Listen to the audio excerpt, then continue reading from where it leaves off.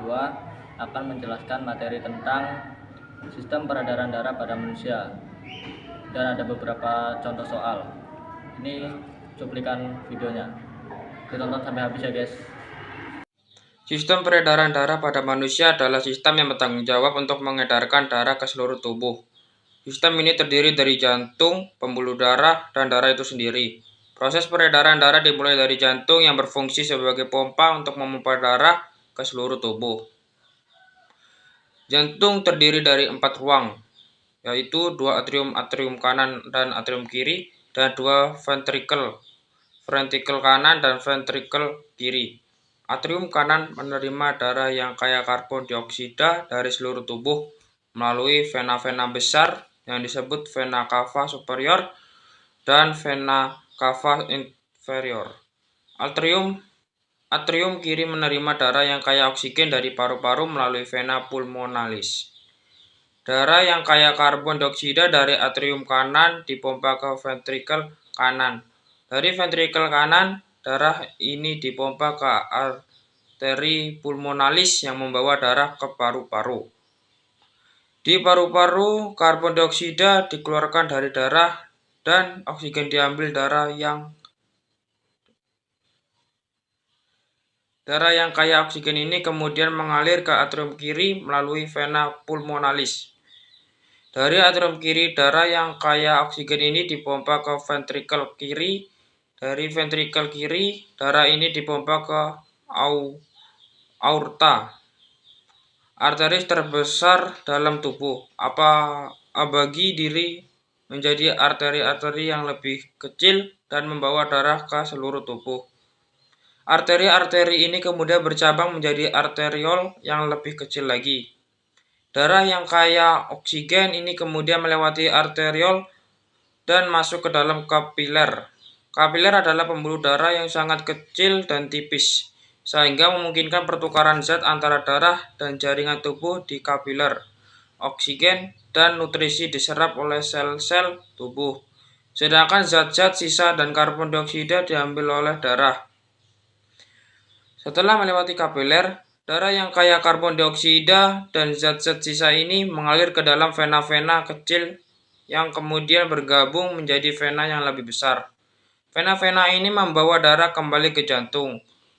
Darah yang kaya karbon dioksida ini kemudian masuk ke dalam atrium kanan jantung dan kemudian dipompa ke dalam ventrikel kanan. Proses ini terus berulang dan memastikan bahwa seluruh tubuh mendapatkan pasokan darah yang cukup untuk menjalankan fungsi-fungsinya.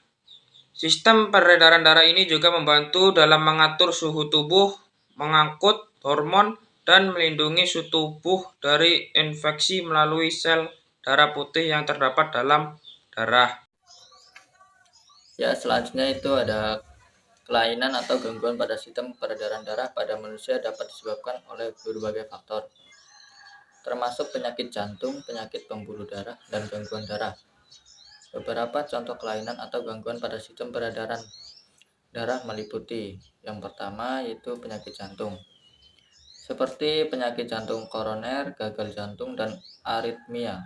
Penyakit jantung koroner terjadi ketika pembuluh darah yang memasuk darah ke jantung mengalami penyempitan atau penyumbatan. Sedangkan gagal jantung terjadi ketika jantung tidak mampu memompa darah dengan efisiensi yang cukup. Aritmia adalah kelainan irama jantung yang dapat menyebabkan detak jantung yang tidak teratur. Yang kedua itu penyakit pembuluh darah.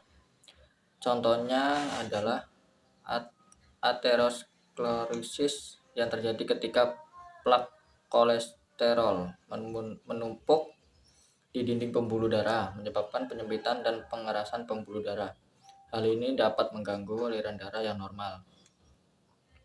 Yang ketiga, gangguan darah, misalnya anemia, yang terjadi ketika jumlah sel darah merah atau kadar hemoglobin dalam darah rendah.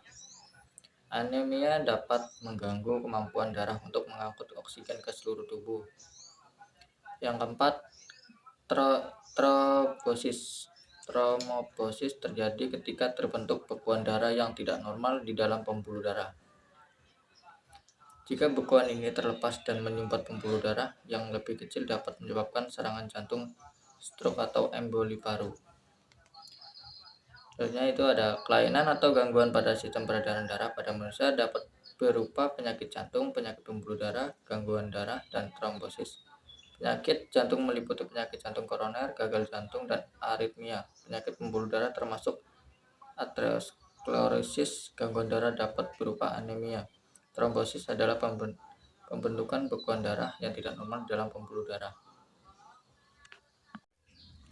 Ya, selanjutnya itu ada 5 contoh soal dan jawaban sistem peredaran darah pada manusia. Yang soal pertama itu apa yang dimaksud dengan tekanan darah dan bagaimana pengaruhnya terhadap peredaran darah? Jawabannya yaitu adalah tekanan darah adalah gaya yang diberikan oleh darah pada dinding pembuluh darah. Tekanan ini memainkan peran penting dalam mendorong darah melalui sistem peredaran darah. Ya, selanjutnya nomor 2 yaitu jelaskan perbedaan antara pembuluh darah arteri dan vena. Jawabannya, arteri membawa darah dari jantung ke seluruh tubuh dengan tekanan tinggi, sementara vena membawa darah kembali ke jantung dengan tekanan rendah. Nomor 3 yaitu bagaimana mekanisme pembekuan darah dan mengapa ini penting dalam sistem peredaran darah.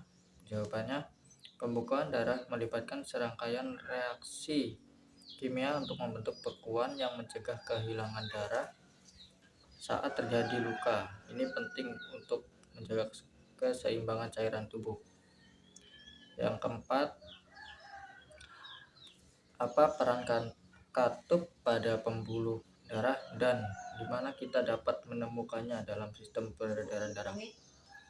Jawabannya, katup berfungsi mencegah aliran balik darah. Katup atrioventrikular (AF) terletak antara atrium dan ventrikel, sementara katup semilunaris terdapat pada pangkal arteri besar.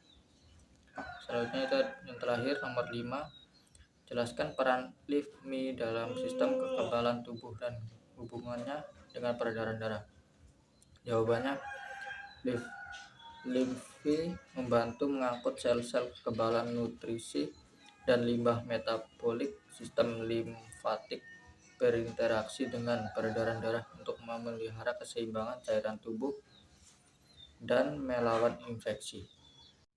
Ya, selanjutnya itu ada sedikit refleksi tentang sistem peredaran darah pada manusia. Sistem peredaran darah pada manusia memberikan refleksi yang sangat jelas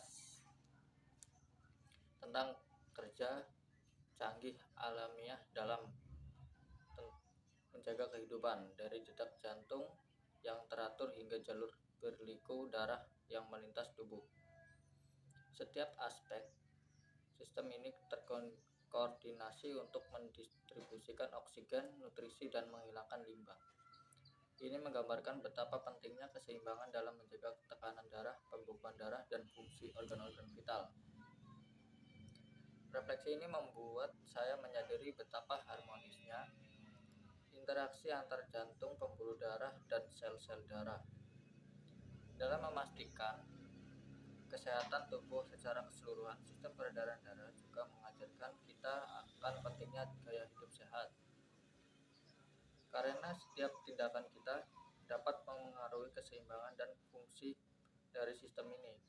Dengan merawat sistem peredaran darah, kita pada dasarnya merawat fondasi kehidupan itu sendiri. Baiklah, itu adalah video penjelasan materi dari kami. Lebih dan kurangnya saya mohon maaf. Wali taufiq wal hidayah. Assalamualaikum warahmatullahi wabarakatuh. Dadah.